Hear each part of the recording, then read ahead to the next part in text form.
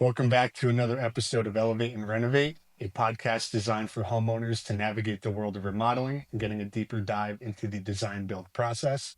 I'm your host, Michael Kern, and today we're going to be talking about a topic that's not commonly talked about enough, which is going to be subcontractors. I'm joined here today by President and CEO Nick Kornea of LBK Design Build. Nick, thank you for joining me. Mike? So when it comes to subcontractors, I feel like in our industry, sometimes it's used as like a negative term for a lot of people. Mm-hmm. What exactly is a subcontractor?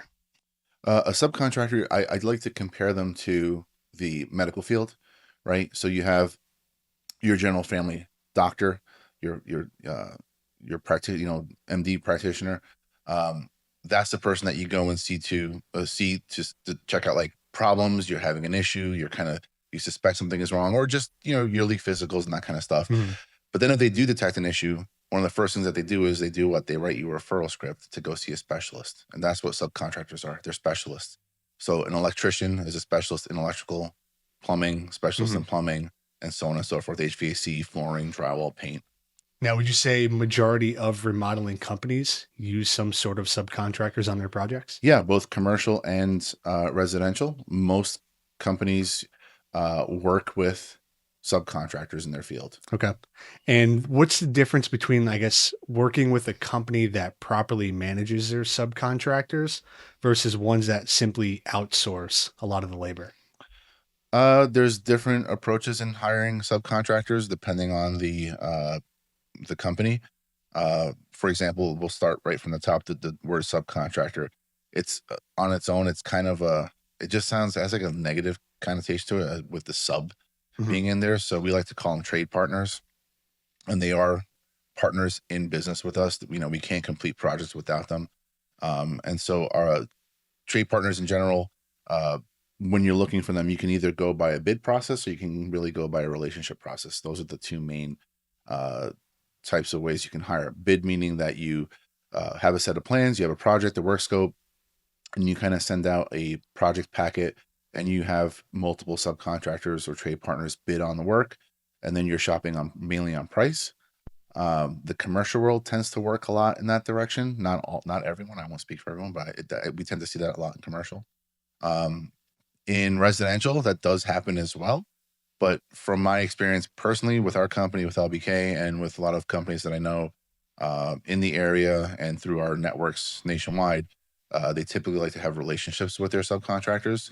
Mhm. Part of the reason being that they trust them, they trust their pricing model, they trust that they'll do really good work, they trust that they'll represent their company well to the client when they're not around. So I would say those are the two main differences to look out for Okay. with hiring a trade partner. And in regards to a trade partner and a subcontractor, Mm-hmm. are there specific, like, I think you mentioned it earlier, like an electrician or a plumber? Mm-hmm. Are there certain type of work or labor that's being done that's going to be considered quote unquote a subcontractor? Who I mean, qualifies as that? uh, that's all anytime you bring on a subcontractor, that's subcontracted work. Uh, I think some of the negative perspectives that people might have as homeowners when they like people have asked me a million times, like, do you hire subcontractors? And what they really mean to say is like, are you going to do the work yourself, or am I going to trust you to bring in a bunch of other strangers who I haven't interviewed to do work on your behalf? And are they going to mess up my house? Mhm. So, for homeowners out there, who suspect that, it's good to ask that question. It's good to ask a general contractor if they are reviewing and asking for the subcontractors uh, licensing and updated insurance, making sure that they have workman's comp. So there's liability there. If you have a subcontractor on site working under a general and they don't have workers' comp, for example, they get hurt in the job, there's a liability issue for the homeowner. So we want to make sure those people are vetted out. But ultimately, no, it's a good thing. It's a really good thing. It's like if you have a problem with your foot, you don't want to go see an eye doctor. We want you to go see a podiatrist. Or if you have cancer, we want you to go see an oncologist. So I would think of it in those terms. Okay. And is there a time and place for subcontractors? I know a lot of when talking to clients, Mm-hmm. they want to know if everyone is internal or you're going to be doing Yeah, like you mentioned. there are companies out there that are self-performing where they do just about everything. It depends where you are and sometimes even the size of the company. So there's large companies, a few in our area, where they'll hire a in-house licensed electrician or licensed plumber because they do so much work. It's easier for them to fully employ that person instead of trying to schedule a subcontractor or have, people, some companies out there may have 10, 20 plus project managers. And maybe those 10, 20 plus project managers are competing for the same contractor on a job that's scheduled for that phase at the same time. So sometimes they'll internalize that work. And then location is also part of it as well. So, for example, in major cities, you're typically not allowed to do a specific trade, especially like MEP work, like mechanical, electrical, plumbing, unless you're specifically licensed in the trade. To be licensed in the trade, you have to work so many years under a licensed mechanic, and they have to attest to that. And then you have to do a series of testing, and then you become certified, and then you become, a journeyman certified or a certain level certified, and then you become a master certified, and that allows you to work on buildings that are 3 stories or taller. So if you're in a major city like New York City, for example, there's also some restrictions in Philadelphia, and we're in Pennsylvania, right? So Philly and in Pittsburgh, like first class cities, that you have to have a legitimate plumbing license from the city to do work in the city. So in those instances, you're going to see contractors always leveraging or using or working with subcontractors. Outside of the city, you might see more self-performing companies. So like sometimes we'll do stuff that's typically subcontractor work. So with electrical, for example, we have a few carpenters on staff that are very inclined and knowledgeable in electrical work. They have a lot of experience, and there's no licensing requirement, but there is insurance requirement. So we do have an insurance policy that does cover us for electrical work. But for the most part, that's only for really small work, like maybe like move an outlet or a switch or something like that, add a light. For the most part, we will hire the specialists. Gotcha.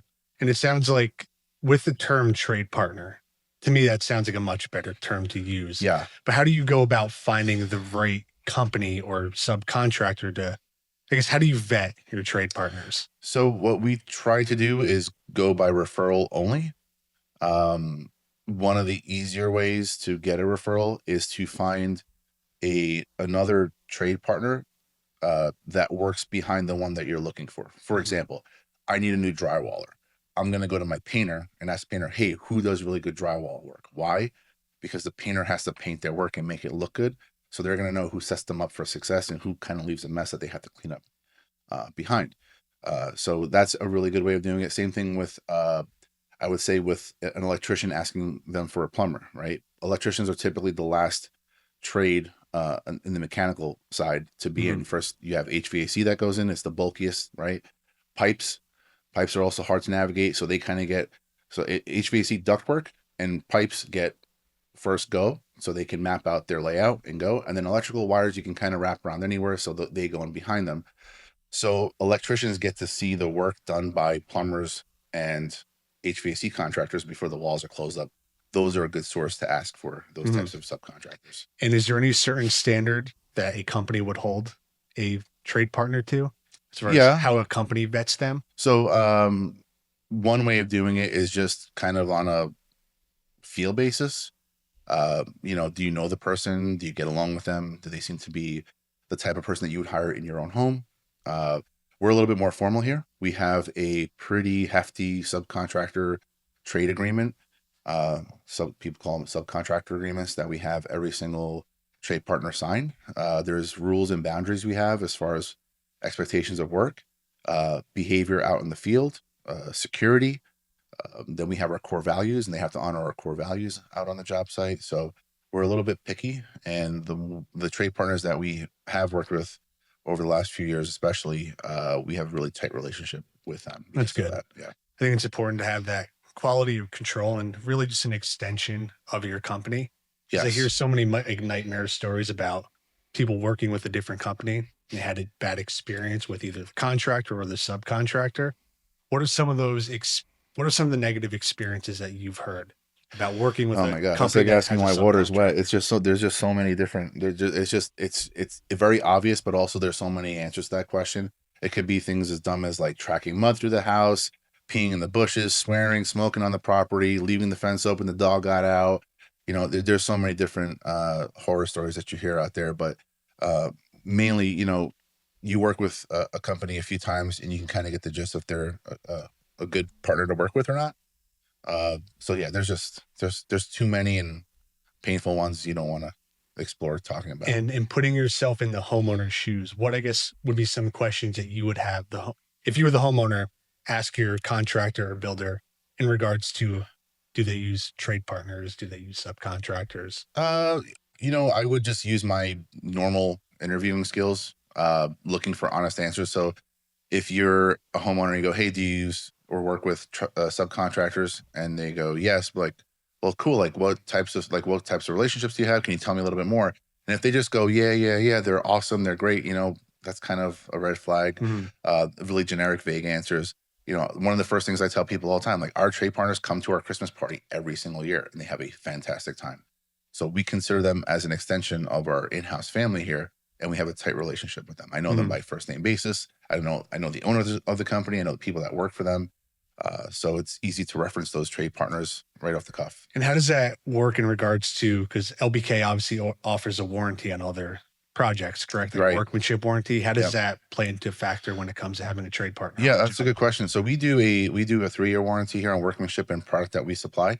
Um, Not all subcontractors or trade partners or general contractors have that. The standard warranty in our industry is 1 year. Mhm. So there are a couple trade partners that work with us, and when it comes to signing the subcontractor agreement, they have an issue with the 3-year deal. So I said, that's fine. Leave your 1 year. Our promise to the customer is still 3 years. We have yet to have a situation where that overlap has come into play. But ultimately, we're going to go service the customer anyway, whether it costs us to pay the subcontractor to do it.